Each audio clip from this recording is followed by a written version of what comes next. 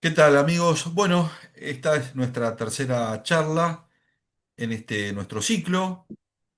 Estamos tocando y desarrollando los 50 años que se van a cumplir el próximo 24 de marzo del golpe de 1976. Y en esta ocasión invitamos a charlar a Marcos Miqueles. Marcos es ingeniero agrónomo, se recibió en la Universidad Nacional de La Plata, es productor de una cerveza artesanal, escritor además, familiar de Ángel Enrique Tacuarita Brandaza, que según la CONADEP es el primer desaparecido en nuestro país. Marcos, ¿cómo estás? Una alegría saludarte. Gracias por participar y aceptar la ¿Qué tal, Juan? invitación. Bueno, gracias, gracias y gracias a vos también por tenerme en cuenta. ¿Cómo va? Bien, Marcos, tanto tiempo, vos sos del Blaquier del Camino de Tierra y del Deportivo Blaquier, que era para los ameguinenses o para los hinchas de Sarmiento ir a visitar en aquella época, era un escenario bastante complicado y difícil, no era fácil jugar en Blaquier. Sos de esa época.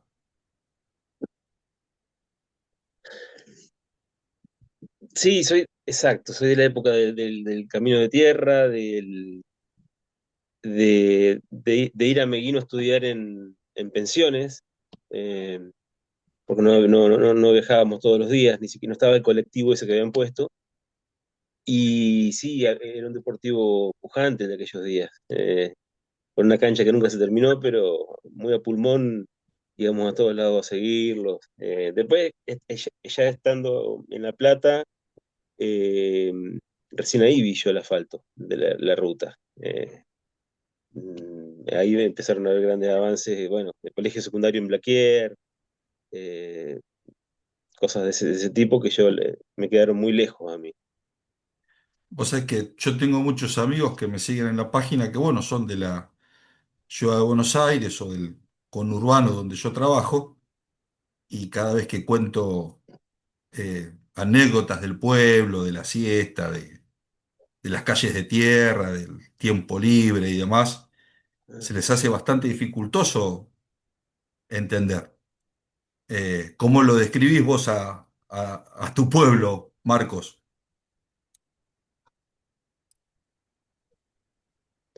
Sí, me pasa lo mismo. Te escucho por empezar no pueden creer que un pueblo tenga 600 habitantes. Claro.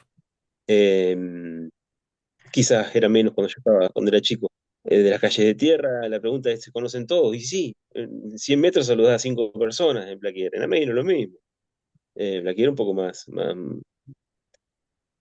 profundo todo esto que podemos hablar, ¿no? Pero bueno, teniendo en cuenta también que hay pueblos ahí al lado que son más chicos, ¿no? Yo no ahondo en esto cuando hablo con la gente, pero si lo que conectamos ahí, hablamos de Pichincha, Balbín, son pueblos, bueno, que quedaron con 5 habitantes, algunos, ¿viste?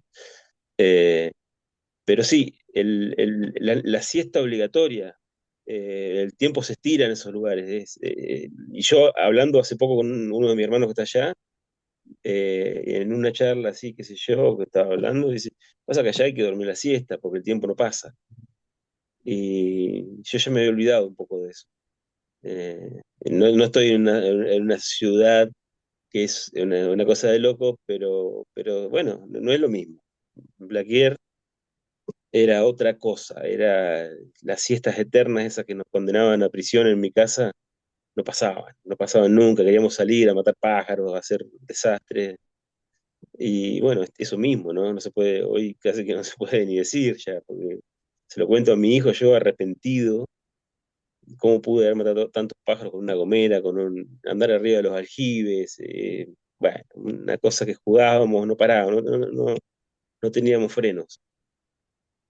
¿Y cómo paraste en General Roca, Marcos? Pasó un tiempito, bueno, te fuiste a La Plata a estudiar, te recibiste y te fuiste para el sur, o estuviste en algún lado antes. No, directo al sur. Fue una idea que siempre. coqueteábamos ahí en la facu con amigos que estudiábamos juntos, y al final la pude concretar yo nomás. Los demás no quisieron. Yo me conseguí un trabajo en Plotier, que es cerquita de Neuquén, es provincia de Neuquén, en la fruta fina, ¿viste?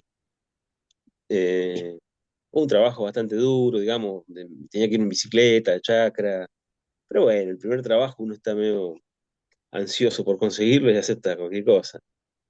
Eh, Así que fue ese el primer trabajo, y ahí ya me empecé a mover acá, y el ámbito frutícola en esta zona es muy intenso, ¿viste? La actividad frutícola acá está muy desarrollada, muy desarrollada.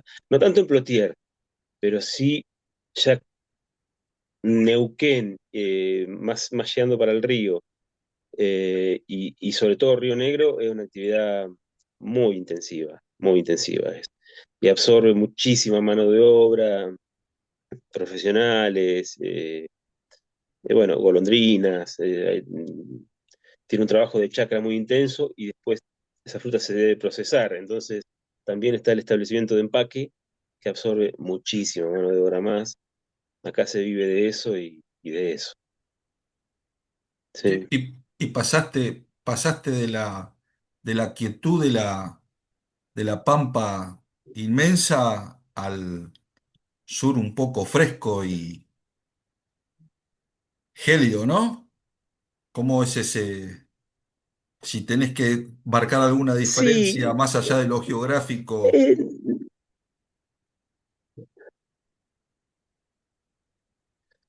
eh, no es tanto el tema de la temperatura. Por ahí sí, no es algo que se sienta tanto. Vos ves los termómetros y decís, yo recuerdo inviernos muy fríos en Blaquier, pero frío, frío, que no me podía calentar, y quizás hace 1 o 2 grados bajo cero, más no creo que haga. Y acá se ven termómetros de este año, se vieron 8 o 9 grados. Pero bueno, no sé, de alguna manera está impreso en la memoria eso de que parecíamos un pullover arriba del otro, no podíamos frenarlo, ¿viste? Acá la humedad relativa baja ayuda a aguantarlo más también al frío. Y después en verano, te aseguro, Juan, hace temperatura de 40 grados en General Roca. Yo No, me dije, por un momento digo, yo me vine a escapar de la temperatura de La Plata y de todo, y vine engañado, porque los veranos son cada vez más bravos, ¿no? Algo del cambio climático seguramente hay en todo esto. mira vos. Pero bueno, yo soy una persona esta que, que disfruto mucho del frío y me gusta la cordillera, me gusta eso. Así que vine por eso, y vine a buscarlo un poco también. Che, Marco, vos sabés que hoy estaba mirando justo un recorte del CELS muy interesante sobre meternos ya de lleno en la cuestión de los 50 años que se van a cumplir del golpe el próximo 24. Hicieron un trabajo muy interesante, una encuesta que señala que 7 de cada 10 argentinos tiene conocimiento o conoce algo de lo que sucedió en el 76. Yo creo que lo hablé con Matías porque en otra oportunidad el caso de Ángel Tacuarita Brandaza. Pasaron 40 años para que yo le mandara un mensajito a Matías y le preguntara, che, ¿vos tenías algo que ver con Tacuarita? Y ahí me contó la historia de tu familiar y primer desaparecido según la CONADEP. Claro. Pasó mucho tiempo y el tema de alguna u otra forma se trata, pero en nuestro tiempo no lo hablábamos.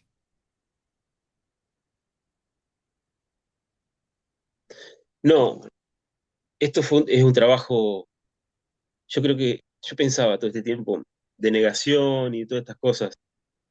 Es un trabajo que se ha hecho en la calle, esto, el de reconstruir la memoria, con el catalizador de un gobierno que lo hizo condición de Estado, ¿no? Eh, pero, y yo creo que ya no se puede parar. Yo creo que la calle es la historia, es lo que más allá de los historiadores puedan volcar en un en un papel que puede ser un poco ambiguo, no sé, la historia siempre es difícil entenderla un poco, pero las calles ya son el móvil, son quienes llevan el mensaje, ¿no? Hoy, Juan, yo ya me puedo imaginar el grosor de las columnas marchantes del martes que viene. No lo para nada, ni siquiera este tipo que no, parecería que no tiene límites, ¿no? Hay cosas que ya no se van a volver atrás. 7 de 10 me parece un número alto. Me gustaría que sea más todavía, pero sí, me parece un número alto y lo festejo. Eh, en la época que nosotros éramos chicos no nos hablaba tanto de Claro. esto, es cierto. Eh, no existía el Día de la Memoria, ¿no? El Día de la Memoria vino a partir de 2003 en adelante, no recuerdo bien, pero cuándo sucedió, pero fue obra de gobierno de Néstor y Cristina. Eh, y en mi casa siempre nosotros eh, supimos esto. Nosotros éramos muy chiquitos y sabíamos que había un primo que estaba desaparecido. Y sabíamos la anécdota cuando él sale, consigue abrir el baúl de una, la Chevy, esta, ¿te acordás? Coupe Chevy, esta que había, que no era un Falcon, consigue abrirlo de adentro y sale gritando, soy Brandazzi y me secuestra la policía. Esa anécdota la sabíamos, y crecimos con esto.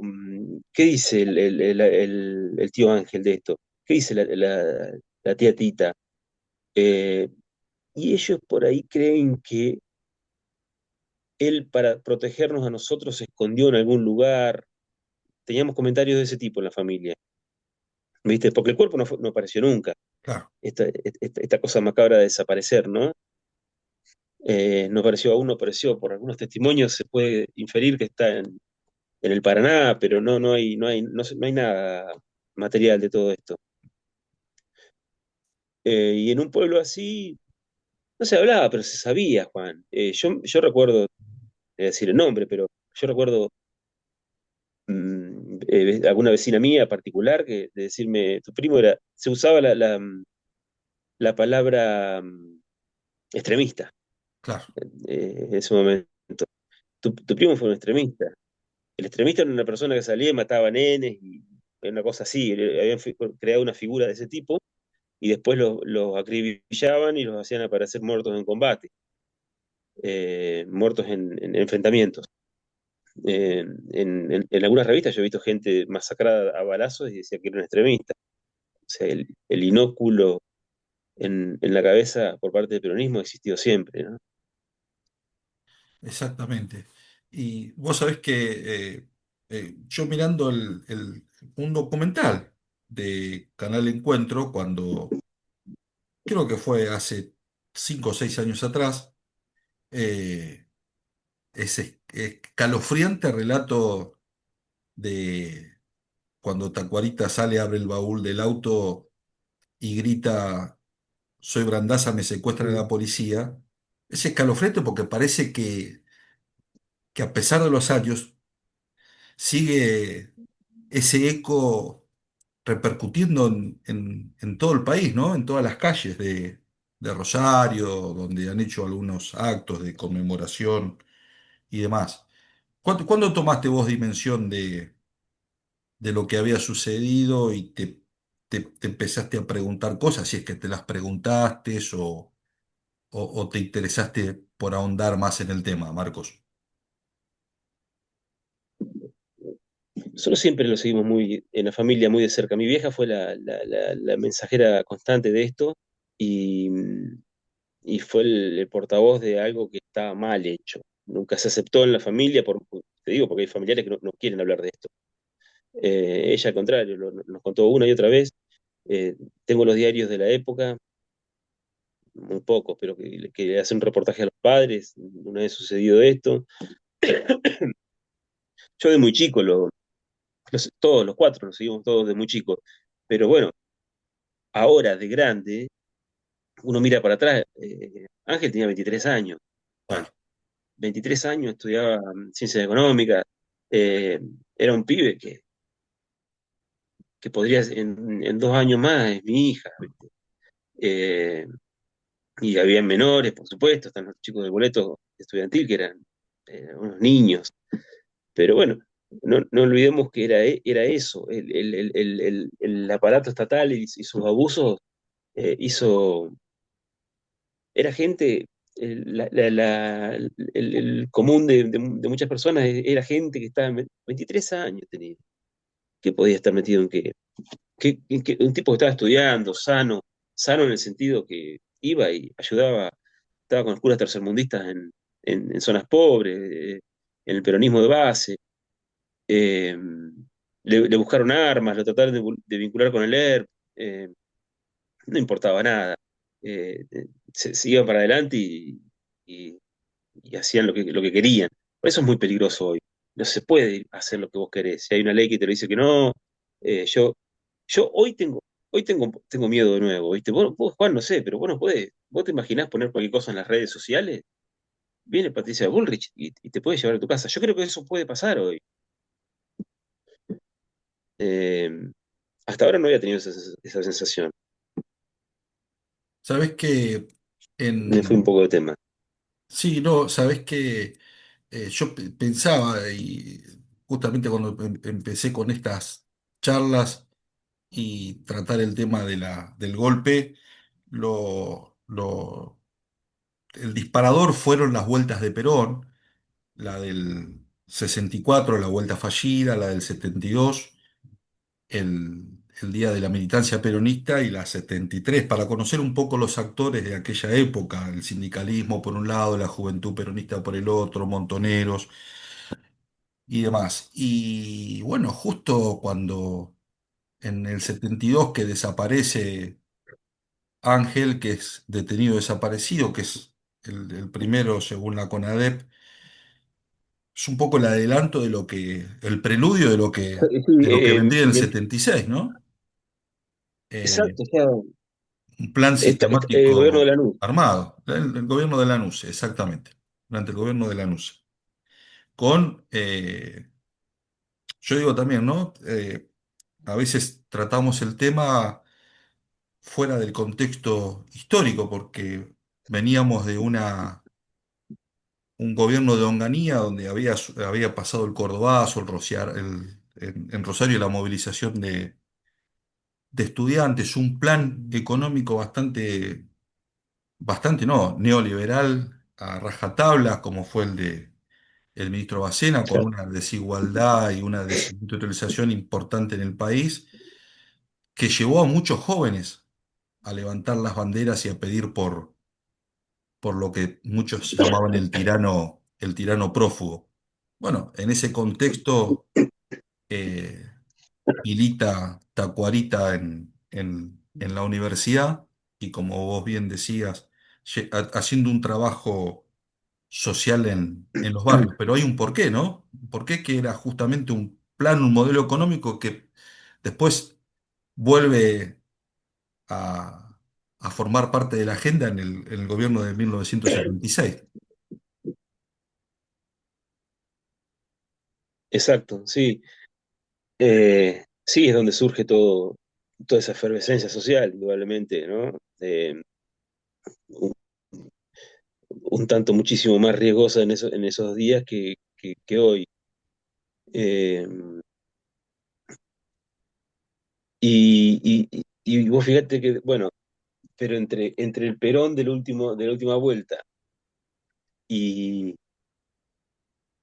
y el gobierno el que nos devolvió a nosotros, o pensamos que, porque si uno siempre piensa en la continuidad, que no saber si elegir el candidato que sigue y perdemos elecciones por eso, desde el último gobierno de Perón, aproximadamente, ¿no? Pero eh, hasta el retorno de alguien en que nosotros incluso votamos, en mi caso, para no votarlo a Menem ni a López Murphy, no me acuerdo todo ese coso que había, fue Néstor. Pasaron 30 años y entre medio el golpe de Estado más siniestro del país. Eh, yo creo que somos afortunados de ser contemporáneos de un movimiento que cuando empezó a levantar las banderas dijimos, pucha, esos son mis banderas. Porque a mí me sorprendió Néstor, no Cristina, a Cristina fui derecho, me tiré en la pileta. Eh, pero yo con Néstor venía de allá, el tipo. eh, Empezó con algunas cosas y cuando empezó a hablar de los amigos desaparecidos, rayaba la mesa con el dedo, estaba nervioso, los metió a todos presos, bajó los cuadros, dio atrás, marcha atrás las jubilaciones, de la estafa esta que tenía. Era como que vos te despertabas y había una cosa, una noticia nueva cada día que decía, no podías creer, ¿no? Eh, pero bueno, entiendo las personas que están diametralmente opuestas a nosotros, la bronca que eso significó durante tantos años, ¿no? ¿Y hoy cómo tratás el tema con tu familia, Marcos, con tus hijos? ¿Cómo lo hablás, lo desarrollás? Puntualmente el caso de Tacuarita, ¿no? Familiar.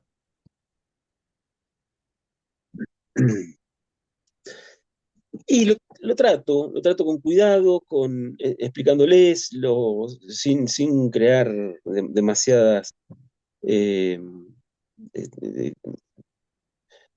digamos, hablando del peligro que puede ser el Estado cuando se le da un poder y, mm, y la sociedad no logra verlo, ¿no? No le doy el pormenor de los detalles. Yo tengo una hija más grande que la veo muy poco. Con ella quizás lo he hablado un poco menos o menos en profundidad. Eh, con el nene que tiene 12 años y lo hablo hasta ahí, ¿viste?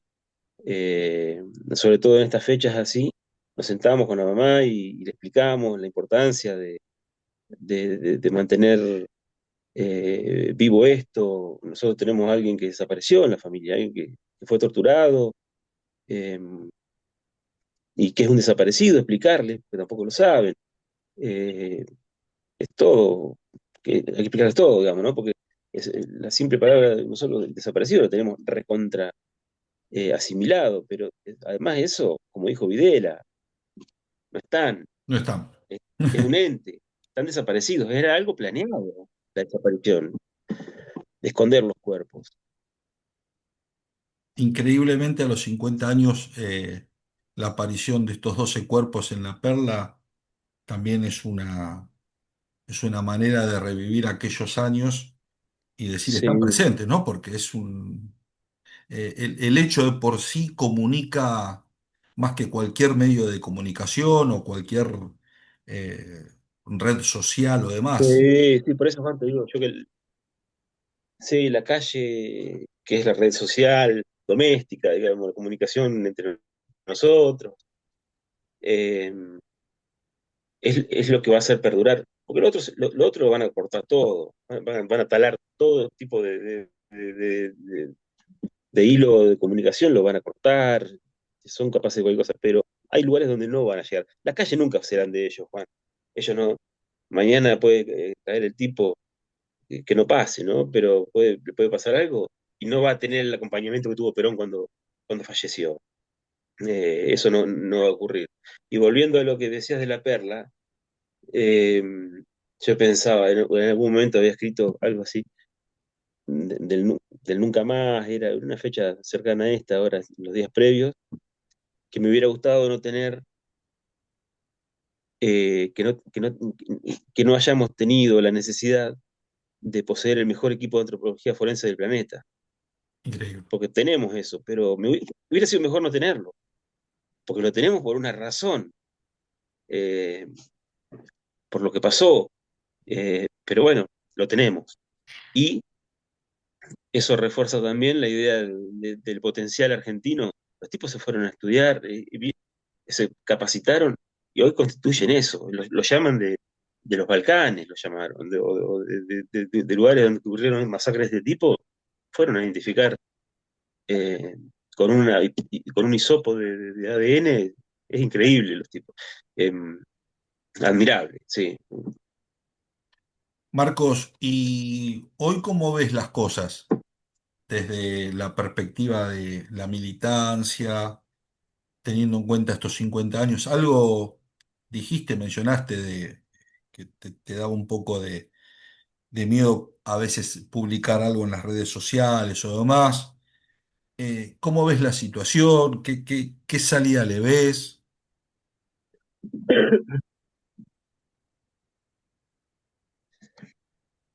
Y es inevitable un poco estar un poco, no verle la vuelta a esto del lado nuestro de organizarnos un poco. Eh, yo no estoy muy metido en la política, Juan, ¿viste? En el rosqueo profundo, eh, pero bueno, es evidente que no tenemos, yo creo que es posible a este tipo voltearlo en elecciones próximas, pero primero para eso tenemos que tener un candidato fuerte, que, que, que salga del núcleo, ¿cómo no es posible que no podemos lograrlo? ¿Cómo es posible que no podamos lograrlo? Eh, Después, yo creo que en elecciones para mí el tipo, para mí son gobiernos de transición, ¿viste? No son gobiernos que repiten. Vos me decís Menem y me cayó la boca, tenés razón. Pero no fue tan agresivo Menem. Y aparte Menem era otra cosa.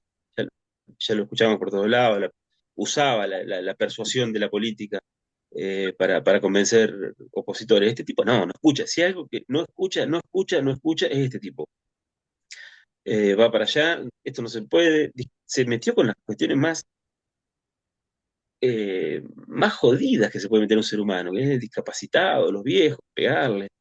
eh, Decir de los nenes cualquier cosa. O sea, hay cosas que, no sé, hay una parte de la sociedad que avala esto o que lo permite o que mira para otro lado cuando lo dice, que está también muy mal. Pero con esos 3 millones de votos que perdimos la elección, con un ausentismo muy grande, hablo del noviembre del 23, del balotaje, eh, yo creo que se puede dar vuelta ese número tranquilamente. Pero bueno, es momento de ponerse a trabajar por un candidato. Hay mucha gente arrepentida. Después, el sectarismo, los que están, lo van a defender hasta el último día, pero ahí no me meto. Pero después hay mucha gente que no fue a votar, gente que se arrepiente, y esos 3 millones de votos yo creo que con las barbaridades que está pasando en el país, eh, yo creo que se consiguen. Hay una depresión económica en el mercado interno espantosísima. Yo lo viví en otros gobiernos, pero yo digo que ahora no se puede más, Juan. Bueno, vos lo ves todos los días con las empresas que caen, caen, caen, caen. Desempleados a la calle, desempleados, desempleados. Bueno, eso tiene que tener una repercusión. Casualmente Confío en eso. la charla anterior que tuvimos sobre esta cuestión de los 50 años, charlé con un reconocido sindicalista de la zona oeste del Gran Buenos Aires, que está padeciendo, está sufriendo las políticas de descentralización del gobierno nacional, que están repercutiendo fuerte sobre todo en el conurbano bonaerense, donde se radican las principales industrias por cierres, por quiebres y demás. Y hablábamos justamente de la similitud de los modelos económicos, de no solamente la dictadura del 76, sino la de la libertad, la Revolución Argentina, la Revolución Libertadora, como pareciera un corte y pegue de un modelo que se repite cada vez que Sí, sí. tratan de instalar estas políticas neoliberales, ¿no? A pesar de que pasaron 50 años. Y desconfíe del envase. Exacto. Bien, van a venir desacartonados, despeinados, como, pero desconfíe del envase. Porque este tipo, vos lo veías en un panelista, este tipo que es no, bueno, es un conservador del orto, un teórico conservador del orto, eh, que vos, bueno, por eso, la etiqueta no sé si, no se eligen los vinos por el coso de afuera, hay Claro. que ver lo que viene adentro.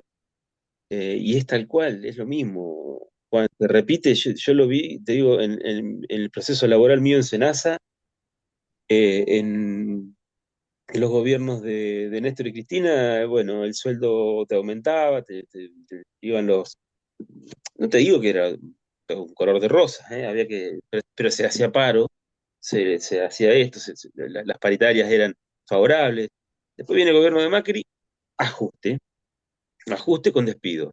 No hay que sacar a casa, todo se saca, todo se saca, todo se saca, nada bueno.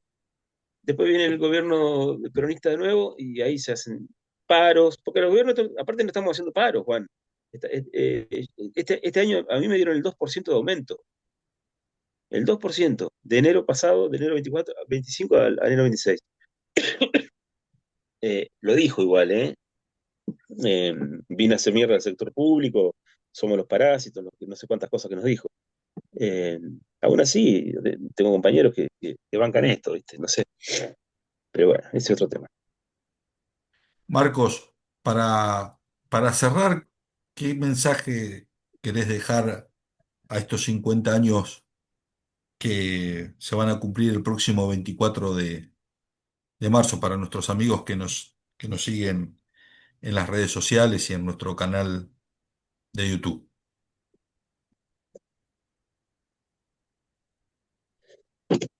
Mira, no pensé y en esto y no pensar y no ser bueno en esto complican aún más todo. Eh, yo hace un tiempo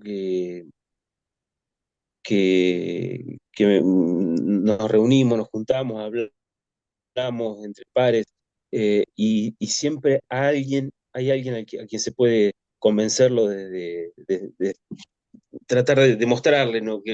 O sea, eh, eh, que no nos vea con la careta que nos pusieron durante tanto tiempo. Mirá lo que somos. Eh, esto tiene que haber una salida y creemos que esto. Desgraciadamente tengo amigos que ha ido mal, eh, que han votado a este tipo y ahora lo ven. Entonces esas charlas de afianzarlos, de correrlos para este lado, eh, hacer un poco de docencia con esto, ¿no? Y, y juntarnos entre nosotros, Juan. Yo estoy grande ya y a veces no soporto la calle, pero juntarnos más entre nosotros, hablar, discutir, pasarla bien, y ahí afuera está todo muy podrido, ¿viste? Por nuestra salud mental, ¿no? Hablo. Es lo que estoy haciendo y, y bueno, el martes todos a la marcha, más que nunca. 50 años es una fecha eh, donde hay que estar, eh, ¿no? Es, es importante que se siga replicando el grito de Ángel, ¿no? Soy Brandaza, me detiene la policía. Sí. Exacto, sí, sí, sí, sí, sí, sí. Sí, yo lo voy a llevar y me voy a asegurar que ese grito lo lleven mis hijos. Eh, es algo bueno, se transmite de esta manera, Juan, como decíamos. Igual, hay libros, hay videos, hay cosas, pero bueno, esto eh, hay que mantenerlo vivo, ¿no? Hay que llevar la antorcha y dársela al otro que la pase. Mm. Marcos, che, te quiero agradecer mucho el tiempo, la posibilidad de charlar sobre esta cuestión y bueno, nos mantendremos en contacto seguramente y vamos a seguir charlando y debatiendo sobre estas cuestiones. Te agradezco mucho, Marcos. Cuando quieras, cuando quieras. Muchas gracias a vos. Saludos a todos, Juan, y muchas gracias por esto. Gracias. Saludos.